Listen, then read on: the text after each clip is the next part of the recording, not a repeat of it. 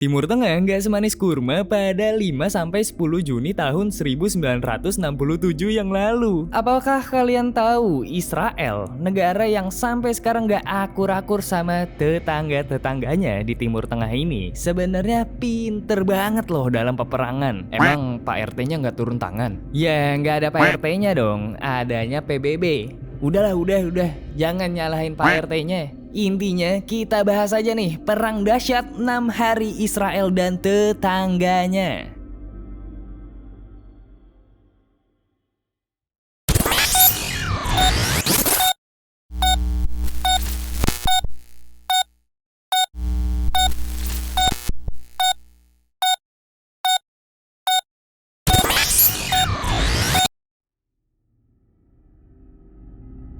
Israel yang memproklamasikan kemerdekaan saat itu bikin kesel negara-negara Arab karena Israel dapat wilayah lebih banyak ketimbang Palestina. Tetangga-tetangga yang kesel akhirnya menyerang Israel dan dijulukilah perang kemerdekaan yang akhirnya malah dimenangi oleh Israel dan malah mereka dapat wilayah lebih banyak dari yang tadinya 55% habis diserang malah jadi 70%. Wih, hebat juga ya Israel. Nah, kok bisa? Tonton videonya sampai habis biar kalian tambah pintar, oke? Sejak kemenangan Israel dalam perang tahun 1948 dan 1956, koalisi Arab yang dipimpin oleh Mesir, Suriah, dan Yordania punya keinginan besar untuk mengubah situasi di wilayah tersebut dengan mengalahkan Israel tentunya. Kedua belah pihak ini paham kalau sebenarnya konflik ini masih jauh dari selesai dan justru sedang mempersiapkan tahap peperangan berikutnya. Campur tangan internasional dan ketidakmampuan para pihak untuk menemukan penyelesaian masalah ini membuat hal ini menjadi salah satu konflik yang paling ikonik alias membekas dari era modern, yaitu Perang 6 Hari. Pada tanggal 13 Mei 1967, Uni Soviet salah memberikan informasi kepada Mesir tentang konsentrasi 11-13 brigade pasukan pertahanan Israel dengan maksud menyerang Suriah. Karena kesalahan informasi tersebut, Mesir mulai menempatkan pasukan di sepanjang perbatasan dengan Israel di Sinai dan pada tanggal 16 Mei menuntut pasukan perjagaan perdamaian PBB untuk meninggalkan semenanjung Sinai. Pada saat yang sama, Israel nggak mau dan menolak permintaan PBB untuk menempatkan pasukan penjagaan perdamaian PBB di sisi perbatasan mereka. Dalam beberapa hari berikutnya, Mesir, Israel, Yordania, dan Sudan dan motornya kampret, ya kan?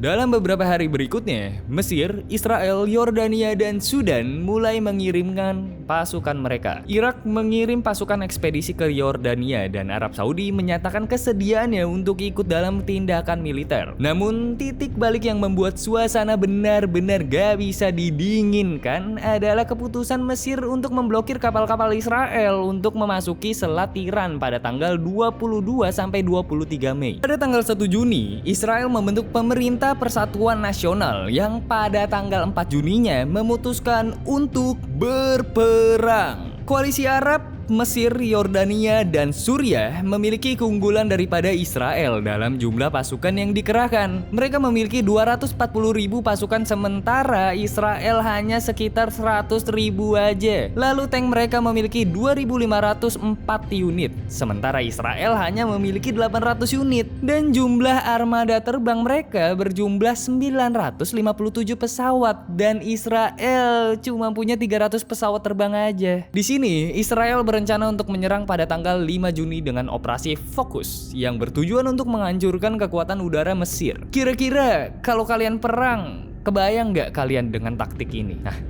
gimana tuh? Begini strategi hebatnya Israel. Mereka memulai perang kali ini menggunakan media massa. Ya, jadi media Israel menerbitkan pemberitaan palsu yang bilang kalau tentara Israel akan berlibur. Sementara para pilot mereka dijadwalkan akan melakukan latihan seperti biasa. Lalu intelijen mereka membantu membuat seolah-olah pelatihan tersebut terlihat semakin realistis. Dalam rangka strategi penyerangan ini juga, mereka juga merusak antena radar pelacakan kedutaan besar Amerika Serikat untuk mencegah Amerika mengetahui tentang operasi sebelum serangan terjadi. Bahkan, para pilot Israel hanya diberitahu tentang operasi ini hanya 5 jam sebelum peperangan. Dan pada saat yang sama, sistem pertahanan udara Mesir efektif mati pada penyerangan tanggal 5 Juni. Dan perang udara pun dimulai. Secara mendadak sekitar pukul 7.45 pagi, hampir 200 pesawat Israel menyerang 14 lapangan udara Mesir dan benar-benar mengejutkan mereka secara total. Israel langsung berhasil menghancurkan 338 pesawat Mesir dan terhitung sekitar 100 pilot tewas dalam kurun waktu hanya 3 jam penyerangan aja. Angkatan udara Yordania dan Suriah kemudian membalas menyerang Israel sebagai pada pukul 11 pagi di tanggal 5 Juni. Lalu dibalas lagi oleh pasukan udara Israel dengan menyerang lapangan udara mereka yang mengakibatkan penghancuran total seluruh 28 pesawat Yordania dan 53 pesawat Suriah serta 10 pesawat Irak. Operasi Fokus berjalan dengan sangat baik. Israel sejauh ini hanya kehilangan 19 pesawat aja dalam selama pertempuran dan mendapatkan dominasi kekuasaan udara selama sisa perang. Sementara perang darat terjadi di 3 bagian, yaitu bagian Sinai, bagian Yordania, dan bagian Suriah. Di bagian Sinai yang berisi pasukan Mesir terdiri dari 7 divisi, 4 tank, 2 infanteri, dan 1 infanteri mekanis. Ditambah lagi sebetulnya Mesir memiliki 100.000 tentara dan 900-950 tank yang berjaga di Sinai. Sehingga Israel berkonsentrasi pada 3 divisi yang terdiri dari 6 tank, 1 infanteri, dan 1 infanteri mekanis, dan 3 brigade parasut. Total 70.000 tentara dan 700 tank di sepanjang pihak ini. Rencana Israel adalah menyerang secara bersamaan dengan serangan udara dan menyerang melalui rute utara dan tengah di semenanjung Sinai daripada menggunakan rute tengah dan selatan yang digunakan selama perang Sinai sebelumnya. Pada tanggal 5 Juni pukul 7.50 pagi, divisi Israel paling utara yang terdiri dari 3 brigade dan dipimpin oleh Mayor Jenderal Tal mulai maju menuju Arish melalui Gaza dengan tujuan untuk mengepung Khan Yunis. Sementara pasukan parasut diperintahkan untuk mengambil Rafah. Awalnya pasukan Mesir tidak menunjukkan banyak perlawanan karena intelijen mereka menyimpulkan bahwa ini hanya penny diversion dan apaan tuh penny diversion? Jadi penny diversion adalah semacam taktik militer untuk menarik perhatian dan mengalihkan kekuatan musuh dari target utama yang diincar. Penny diversion bisa dilakukan dengan cara melakukan serangan atau aksi palsu di wilayah yang dianggap penting oleh musuh, sehingga musuh akan mengalih perhatiannya dan mengirimkan kekuatan militernya ke wilayah tersebut. Sementara target utama yang sebenarnya diincar dapat diserang dengan lebih mudah. Penny diversion juga dapat dilakukan dengan cara mengirimkan pasukan atau kendaraan palsu untuk membuat musuh mengira bahwa serangan utama akan datang dari arah tertentu. Oke, jadi kita lanjut lagi. Intelijen Mesir mengira itu hanya penny diversion dan bukan serangan utama. Namun, segera perlawanan terhadap Brigade Lapis Baja ke-60 meningkat. Hal ini tidak menghentikan pasukan Israel dari mencapai simpul kereta api Khan Yunis dalam waktu 4 jam. Setelah itu, IDF alias Israel Defense Forces maju ke Sheikh Zayed dan mengerahkan perlawanan sengit Mesir berkat dominasi udaranya. Jalan menuju Arish terbuka dan pada pukul 8 pagi tanggal 6 Juni, elemen Batalion Lapis Baja ke-79 dan Brigade ke-7 memasuki kota yang mencurigakan dan sepi ini. Tiba-tiba pasukan Mesir mulai menembak dari arah balkon dan jendela dan terjadilah pertempuran sengit untuk mengendalikan kota, dan IDF hanya berhasil mengambil kendali penuh atas kota setelah bala bantuan itu dikirim. Lalu divisi yang berada di paling utara kemudian dibagi menjadi 2 bagian. Yang pertama melanjutkan serangan ke daerah terusan Suez, sementara kelompok kedua berbelok ke selatan dan merebut Bir Lavan dan Jabal Libni. Dan kita beralih ke daerah selatan. Pada tanggal 6 Juni, divisi lapisan baja Israel ke-38 yang kuat dengan 14.000 prajurit dan 150 tank di bawah komando Mayor Jenderal Ariel Sharon dihadapkan oleh divisi infanteri Mesir kedua dengan 16.000 prajurit dan 90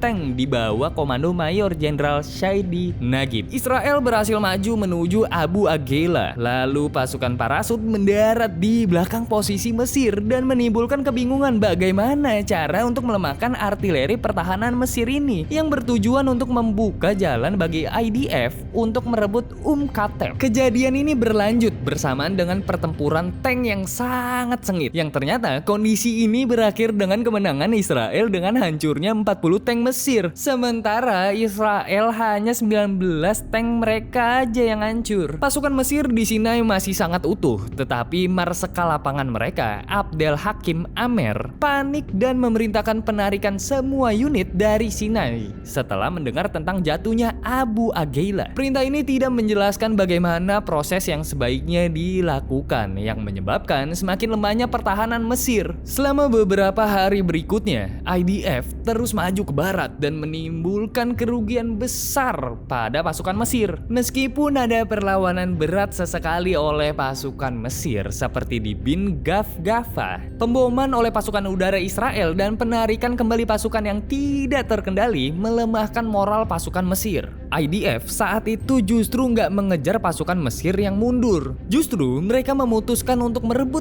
3 lembah dari Sinai ke daratan Mesir dan menghadapi pasukan Mesir di sana. Meskipun IDF nggak bisa menghentikan semua pasukan Mesir dari menyeberang, lembah-lembah ini menjadi medan pembantaian bagi pasukan Mesir dengan 10.000 pasukan mereka tewas dalam satu hari. Lalu pada tanggal 7 Juni penaklukan Sinai selesai dengan jatuhnya Sharm al-Sheikh dan jatuhnya Ras Sudar pada tanggal 8 Juni. Dan pada tanggal 9 Juni, Dewan Keamanan PBB menekankan gencatan senjata antara kedua belah pihak. Israel ingin menghindari konfrontasi dengan Yordania dan Suriah sebelum mengalahkan Mesir. Tetapi tawaran netralitas ini kepada Yordania ditolak. Raja Hussein menolak dengan alasan terlalu terlambat dan aviasi Yordania dan Irak sudah dalam perjalanan. Aviasi tersebut mulai mengebom wilayah Yerusalem Barat yang dikontrol oleh Israel dan menimbulkan 16 korban militer dan 20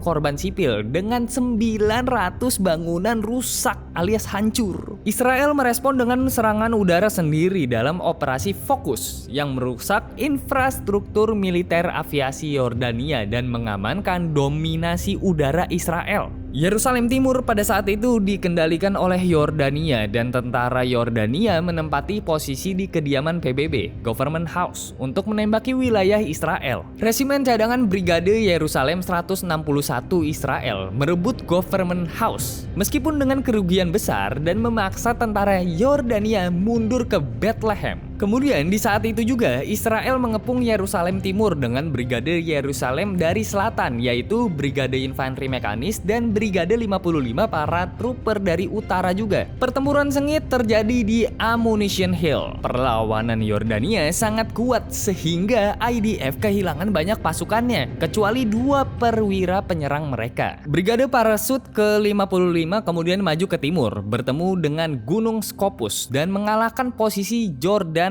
lainnya di sekitar koloni Amerika. Menuju malam tanggal 5 Juni, Brigade Harel yang menggunakan sistem mekanis berhasil merebut Latrun dan Ramallah. Batalion Infanteri ke-163 juga berhasil merebut Abu Tor dan memotong kota tua dari Bethlehem dan Hebron. Lalu pada 7 Juni, Menteri Pertahanan Israel Moshe Dayan memerintahkan IDF untuk memasuki kota tua meskipun ada keraguan dan kekhawatiran dari pemerintahan Israel itu sendiri. Pertempuran dilakukan semata-mata oleh pasukan parasut karena takut kerusakan tempat suci. IDF berhasil menguasai kota tua setelah sedikit perlawanan. Yudea, Hebron, Bethlehem, dan Nablus juga berhasil ditaklukkan oleh IDF pada tanggal 7 Juni. Sisa-sisa pasukan Yordania mundur ke Yordania. Israel juga berhasil memenangkan pertempuran di front ini. Suriah juga percaya pada Nasser tentang keberhasilan awal Mesir dalam konflik dan mengirimkan pasukan penerbangnya untuk menyerang Galilea. Serangan ini dicegat oleh pasukan penerbang Israel. Serangan darat kecil juga dilakukan oleh Suriah untuk merebut pabrik air di Tel Dan, juga Sher Yashuf, tapi serangan ini berhasil dipukul mundur oleh IDF.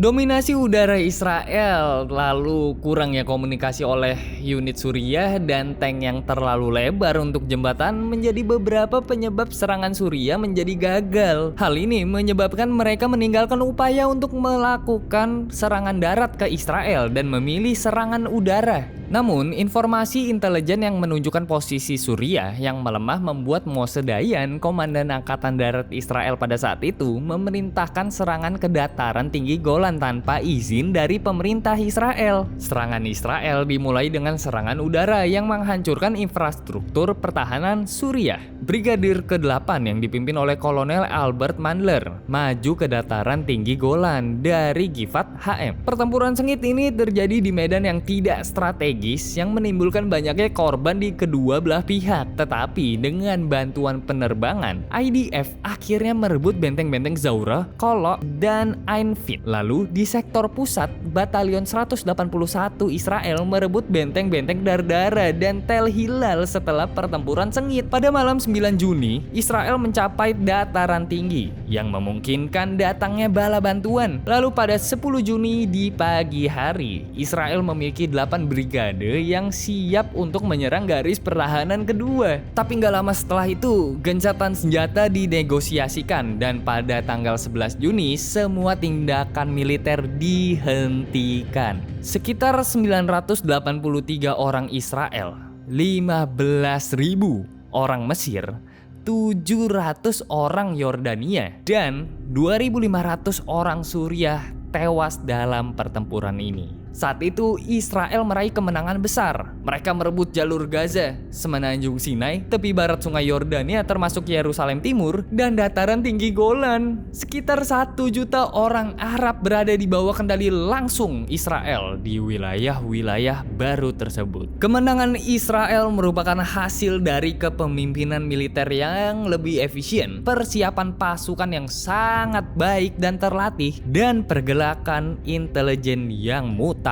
Namun, perang 6 hari bukanlah konflik terakhir. Dan hanya 6 tahun kemudian aja, konfrontasi meningkat dan terjadilah Perang Timur Tengah yang lainnya. Oke, terima kasih banyak sudah menonton video kali ini. Jika kalian suka, klik like dan share sebanyak-banyaknya dan subscribe supaya kalian tambah pintar. Jangan lupa klik tombol lonceng untuk video terbaru lainnya. Terus belajar, tetap produktif dan tetap semangat. Adam pamit, jumpa lagi kita di video lainnya.